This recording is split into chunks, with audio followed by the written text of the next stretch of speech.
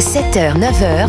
Europe 1 matin. Il est 7h11 sur Europe 1. Dimitri Pavlenko, vous recevez ce matin le député sortant du Puy-de-Dôme, André Chassaigne. Bonjour André Chassaigne. Bonjour. Député communiste sortant en effet de la 5e circonscription du Puy-de-Dôme. C'est quoi? C'est Thiers-Ambert, c'est ça, hein?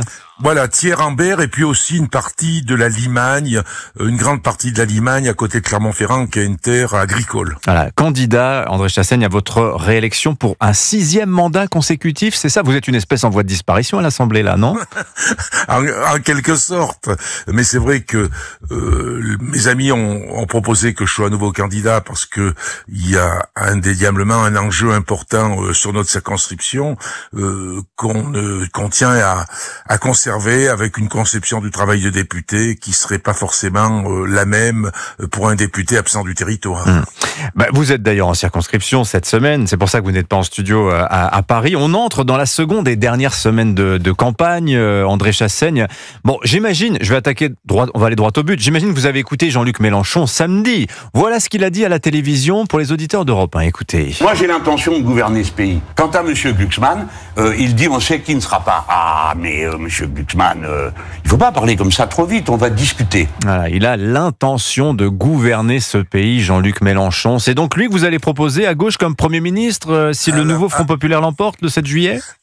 Je dirais absolument pas, d'autant plus que j'avais passé la journée, quand j'étais informé de ces propos, qui m'ont mis en colère d'ailleurs, j'avais passé la journée à expliquer, parce que je suis interrogé à chaque réunion, quasiment une personne sur deux auquel on serre les mains sur le marché, avec qui on a un entretien, qu'il nous faut un Premier ministre qui serait un Premier ministre rassembleur. La France aujourd'hui, elle est fracturée, elle est abîmée, elle a besoin de quelqu'un, d'une personne, homme ou femme, qui soit capable de porter bien sûr un programme de gouvernement, mais sans en porter un intérêt partisan, personnel, et surtout, ça sera un choix qui sera un choix collectif.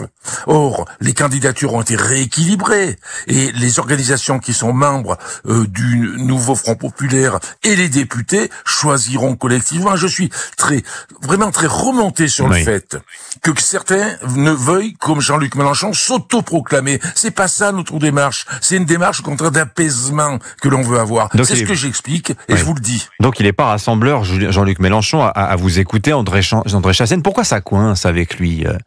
C'est un problème de disproportion des forces entre la France insoumise et le reste des forces du nouveau Front Populaire? Je pense qu'il y a eu l'héritage du NUPES où il y avait effectivement la force France Insoumise qui écrasait les autres forces, ce qui explique que d'ailleurs ça volait en éclats assez rapidement. La deuxième chose, j'ai beaucoup de remontées aussi dans les échanges sur l'Assemblée nationale qui a donné une très mauvaise image avec des vociférations, avec une espèce de fonction de tribunicienne, de radicalité, et ça a beaucoup choqué les quelques personnes qui aujourd'hui encore regardent les débats à l'Assemblée nationale. Et surtout, c'est un souci, je le dis, je le redis, c'est un souci d'apaiser une société qui est fracturée aujourd'hui. On élit d'ailleurs, André Chassaigne, la perception qu'on en a. J'ai dit tout à l'heure en forme de boutade, l'élection primo-ministérielle. On a l'impression qu'on va élire plus un Premier ministre que des députés, André Chassaigne. Vous, vu de vos circonscriptions, du haut de vos 5 mandats, peut-être un 6e, comment vous regardez ça? Je trouve qu'effectivement, le fait de cristalliser le débat sur le Premier ministre ou la Première ministre, le fait d'avoir cette approche fait qu'on discute pas de problèmes de fond après, parce que la colère qui est montée, qui est très très forte par contre, la campagne, pour moi je suis connu de la quasi-totalité des habitants de la circonscription, moi-même je connais les communes, les gens depuis 2002, avec des rapports presque affectifs des fois, je me rends compte que la colère au jeu est extrêmement forte. Donc il faut discuter pourquoi on en est venu là, et aussi discuter des propositions que l'on peut porter. Donc le fait de parler, comme on le fait, parce que tout le monde le fait, tout le monde me le dit, cette affaire de Premier ministre, eh ben ça évite malheureusement d'aborder les questions de fond. Alors justement, les questions de fond. Qu'est-ce que vous répondez, André Chassaigne, à ceux qui attaquent le programme, notamment économique, du nouveau Front populaire, sur son manque de réalisme, sur le plan budgétaire, sur le fait qu'il soit très dépensier, sur le fait qu'il soit jugé confiscatoire par certains sur le plan fiscal. Ce programme vous semble-t-il de nature à vous faire gagner nouveau Front populaire dans les urnes le 7 juillet, André Chassaigne? Alors, comment je pratique dans les réunions, dans les échanges? Premièrement, je rappelle des positions et des votes du Rassemblement à l'Assemblée nationale sur, par exemple, l'augmentation du SMIC, sur le refus de revaloriser les salaires des fonctionnaires. Enfin, bien évidemment, j'ai travaillé tout ça, donc j'essaie de démontrer d'abord qu'il y a un espace très grand entre les propos qui vont être tenus et les actes. La deuxième chose que j'explique, je leur dis d'ailleurs, je dis quelquefois quand j'écoute la radio, j'ai l'impression d'écouter une voix communiste quand le Rassemblement national parle au niveau social. Mais la grande différence, c'est s'attaquer à la richesse, c'est s'attaquer aux multinationales, c'est s'attaquer aux super profits. Mais il faut s'attaquer aux milliardaires. Il ne le fait pas, le Rassemblement national. Mais il faut s'attaquer aux milliardaires, aux grandes entreprises. C'est bon pour le pays, ça, André Chassaigne. C'est rassembleur, vous pensez?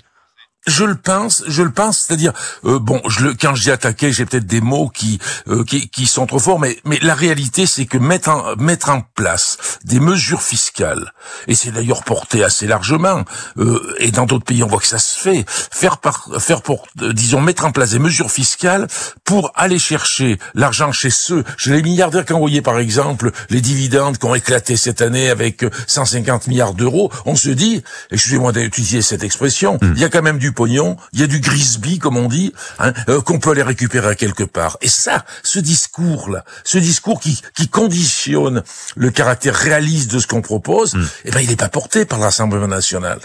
Alors, Emmanuel Macron fait paraître ce matin dans la presse régionale, vous l'avez sûrement lu, André Chassaigne, j'imagine, une lettre aux Français dans laquelle il justifie la dissolution, dans laquelle aussi il en profite pour cogner les adversaires de ses candidats.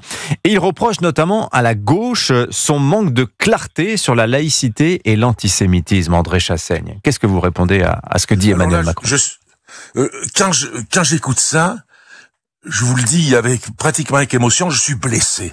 C'est-à-dire que l'on puisse faire un amalgame entre quelques-uns qui ont eu des propos antisémites et la grande masse de la gauche, et notamment les communistes, qui durant toute leur histoire ont condamné le racisme, l'antisémitisme.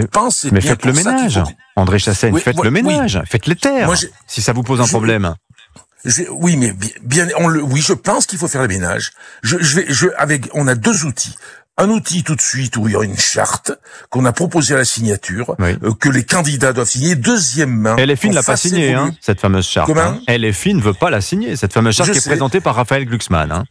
Oui, inacceptable. J'ai participé d'ailleurs à la rédaction indirectement. On m'a demandé mon avis sur le contenu de cette charte. Et deuxièmement, ce que l'on veut, c'est Fabien Roussel qui l'avait porté, c'est qu'on avait porté une proposition de loi pour qu'il y ait inéligibilité pour ceux qui tiennent des propos qui sont des propos inacceptables. Ça, je le dis avec une forme de colère, parce que c'est pas possible qu'on puisse réclamer de la gauche et pour certains et d'avoir certains propos.